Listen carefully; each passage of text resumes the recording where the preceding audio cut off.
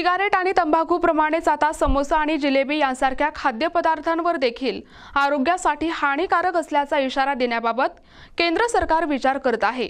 मात्र या निर्णयामुळे फारसा फरक पडणार नाही असे बुलढाण्यातील खवय यांचे म्हणणे आहे।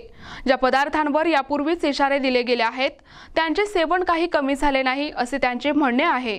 दुसरीकडे हा निर्णय चुकीचा असल्याच्या भावना छोटे व्यावसायिक व्यक्त करत आहेत, कारण याचा त्यांच्या व्यवसायावर परिणाम होण्याची शक्यता आहे। आता आम्ही भरपूर दिवसापासून हे व्यवसाय करतो, समोसे वगैरे हे विकतो आम्ही। आता ग्राहकांना आवडता, ते नेहमी येतात खाता। आता आमच्याकडे चांगलं देतो म्हणून ते नेहमी येतात, त्यामध्ये काही असं दूषित काही हे नाही ना, त्यावर बंदी आणण्यासारखं।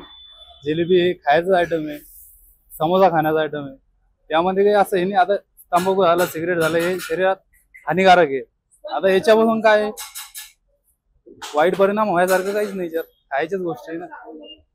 आता तेलकट म्हणल्यावर तर थोडंफार वाढणारच होते, पण आता घरी आता पुरी भाजी खातो, त्याच्यात पण त्याच्यामुळे लठ्ठपणा वाढतो, मग ते थोडी बंद करणार लोक खाणं।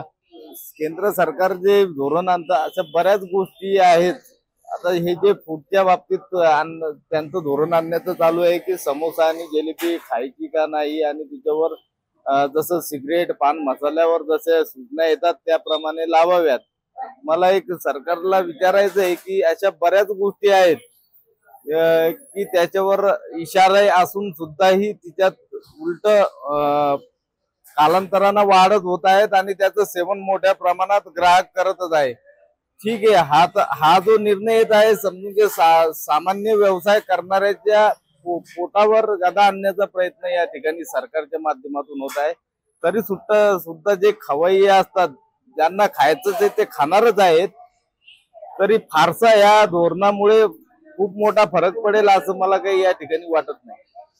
तंबाखू झालं, सिगरेट झालं, या गोष्टी शरीरासाठी हानिकारक असतात आणि त्याचे साईड इफेक्टही होतात शरीरावरती। कुठं ना कुठं आपल्याला हॉस्पिटल जायचं किंवा स्टमकचे आजार, उपसांचे आजार या गोष्टी घडतात।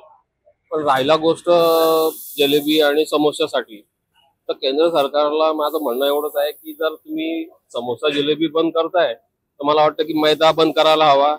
घरामध्ये जे लोक घरी समोसाही खाणार नाही, बा घरी समोसा बनवणार नाही, जिलेबी घरी बनवणार नाही, मग जे लोक पोटासाठी काम करतात त्या लोकांना नका त्रास देऊ। एवढं आहे ग्राहक म्हणून मी बोलू शकतो, त्याचा काही एवढा नाहीये, कारण कोणत्याही गोष्टीचा अतिरेक झाला तर शरीराला हानिकारक होतो, कुठलाही असो।